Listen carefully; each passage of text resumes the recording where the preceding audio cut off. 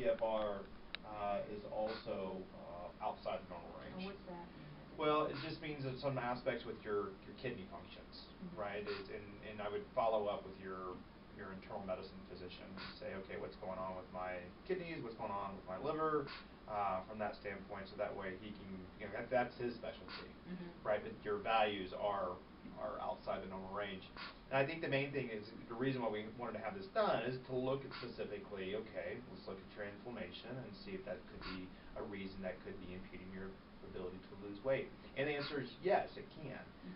Because when you do have, anytime you have high inflammation, it leads to what we call glucose dysregulation, which means that when you have an inflammatory response, your body's ability to metabolize and to adjust your glucose levels in addition to insulin levels, the response from the inflammatory or from the inflammation is also altered. And it just, anytime you have an elevation of insulin, it's basically saying store fat, not burn fat, right?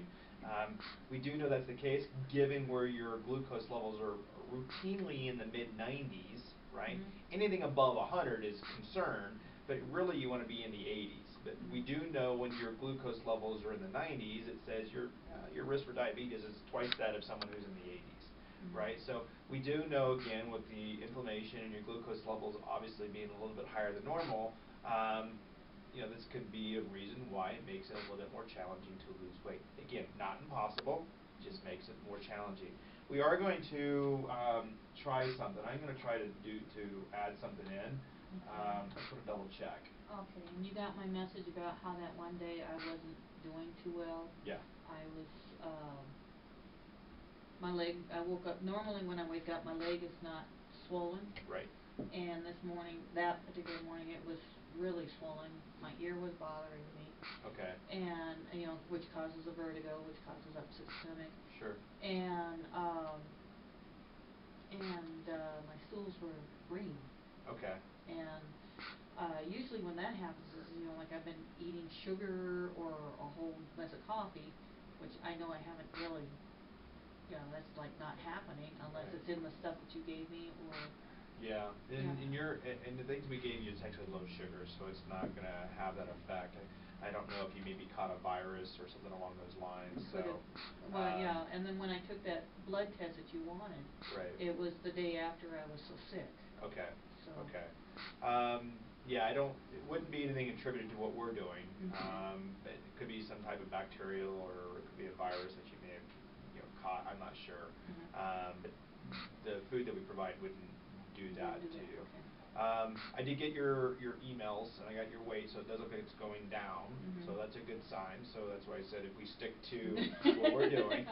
Okay. We already have you on what we call Medcaps or Insulix, which has basically 1,000 micrograms of the chromium in addition to Bandium and some bitter gourd extract that already is designed to help regulate glucose levels, designed to help regulate insulin levels. But it may not necessarily be enough, and so we may need to increase that dosage. We're going to go another month on it, and we can always switch you off into something else. Basically, it's called Synetol. That's really it's a derivative, or actually it's a component what we call the B vitamin of 8, B8, right? Not V8 like juice, but B8. Okay. Myo-inositol has been shown to be very, very effective in postmenopausal women who have metabolic syndrome, which you have, right? But I want to finish this dosage out with the chromium, and then we can switch out to the Synetol at a pretty high dose. You just mix it as a powder form. You just mix it with your shake, and I think that might give you a little bit more of an effect than what we have you on with the chromium. But again, I want to increase that dosage, maybe take 1 cap 3 times a day versus taking 1 cap twice a day. Okay. So we'll increase it by another 500 and see how you respond. Okay. Diet looked fairly good, and I see that you're exercising, so that's good. Did you see my exercise video? I did not. So these videos that you're posting are great, but they're long, right? So I don't have a lot of time to sit there and watch the videos. So I watch it for a short period, and I unfortunately have to get on to other things. So yeah, well, the exercise video was actually the workout that I do on Tuesdays and Thursdays. Okay. And so the first major portion of it is just showing all of my exercises that I do. Right. And then I go into explaining you know, this is what I have available, give me a challenge type of thing. And then at the end it's watching me trying to operate one of the machines, which ended up being kinda comical, cause I got tangled go back in and it. tell me which one specifically, and I'll go Okay, through and watch it. that one is it says my workout for Tuesdays and Thursdays. Tuesdays and Thursdays, okay. Yeah, I'll try to that's make an all effort to see that. Yeah, for 'cause you. at least the first portion of it, because that's my actual workout. Right.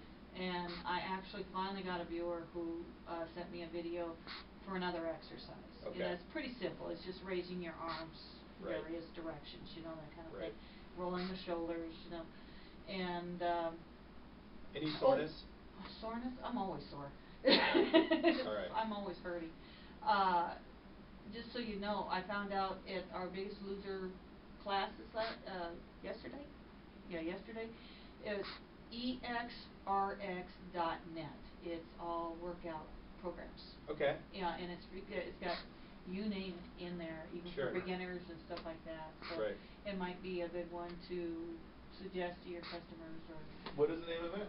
EXRX, like Exercise prescription? Yeah, Okay. exercise prescription .net. exrx.net?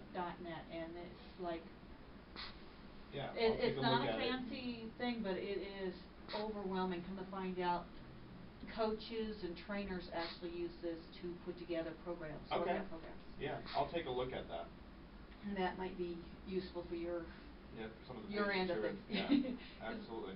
So I'm pretty sure some of your people are like, I don't know how to exercise, Yeah. and it And we actually try to focus, and what I focus on is mostly just cardiovascular and getting some full body exercises in, so like chest press, leg press, where we call multi-joint activity, because you're activating more muscle groups versus doing isolation exercise. Right. Second thing too, it's more efficient, so you can get twice as work done in a short amount of time.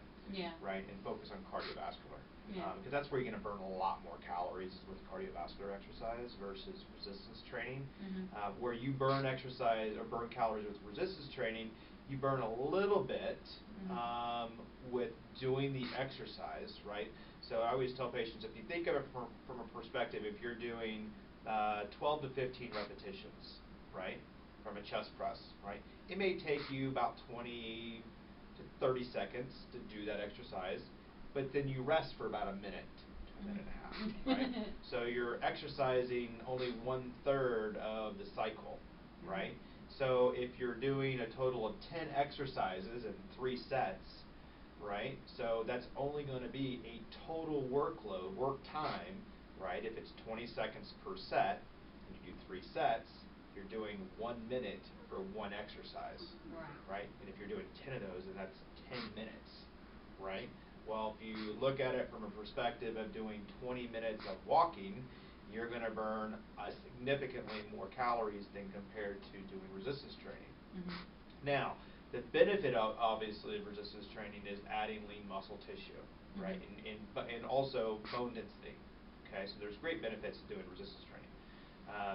But we're talking a significant increase in your overall metabolism from doing resistance training at that level. You would have to put on 10 pounds, between 5 to 10 pounds of lean muscle tissue to see a significant influence on one person's metabolism.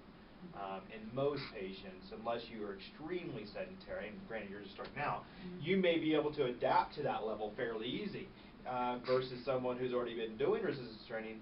For them to improve 5 to 10 pounds, that is a significant tall order to be asking someone to be able to accomplish it, and a 10 won't be able to, because the workload has to be significant to see that kind of an improvement. Yeah. So, but I think for the main thing, I think the take-home message for me is you're active, right? And that's one that's improving, your ability to help metabolize the extra glucose, right, or glycogen. You just pull it out and you utilize it. Second thing too, you get some cardiovascular benefit, obviously, and then you also get some muscular benefit. So overall, it's a good thing, right? And I think from that standpoint, as long as you can tolerate it, then you can definitely do it. Well, let's get your weight today. I want to see how you're doing. Okay. Oh, and I was going to tell you that that particular exercise, I was told, is more bang for the buck. It's because you're walking and doing the machines. Walking and doing the machine. Which one are you talking about? The video you're going to see. Okay. Because you're walking, and then you stop and do a machine. You A walk. circuit. Yeah, Yeah, yeah. a circuit. So Yeah, you're absolutely. constantly going. You're constantly moving. And Absolutely. and they say so it's the best. Yes, absolutely. Circuit training is the best way to go.